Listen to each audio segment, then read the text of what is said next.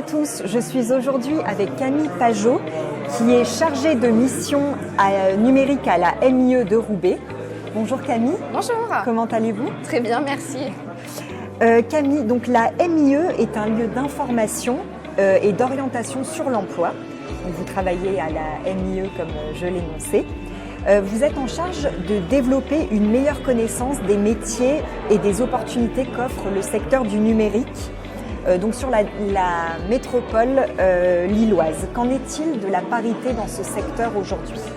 Aujourd'hui, sur le secteur numérique, on observe à peu près 30% de femmes qui travaillent dans cette filière, mais pas forcément sur des compétences numériques techniques. Et si on regarde justement les femmes qui sont sur des métiers dans le développement, dans la data analyse par exemple, ou dans la cybersécurité, on va tomber entre 15 et 20% de femmes.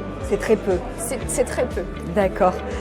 Concrètement, quelles actions sont mises en place par la MIE de Roubaix pour sensibiliser et orienter les femmes vers les métiers du numérique? Alors à la MIE du Roubaix, avec un collectif, nous avons monté une action qui s'appelle HTML, qui propose à des femmes, alors des femmes qui sont dans une période de reconversion professionnelle ou dans une orientation, un choix d'orientation en recherche, de pouvoir participer à des ateliers, à rencontrer des salariés d'entreprise, à pouvoir pratiquer le développement par exemple.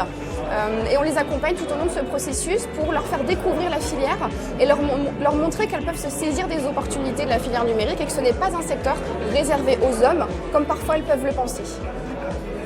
Qu'est-ce qui explique selon vous la sous-représentation des femmes justement dans les métiers du numérique? Comment on peut l'expliquer? Je pense qu'il manque de modèles aujourd'hui.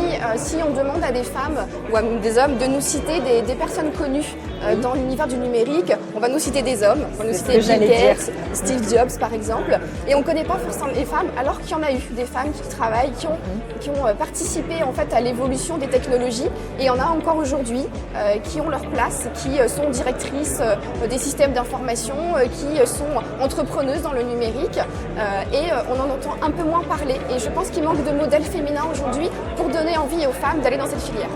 Merci beaucoup Camille. Merci.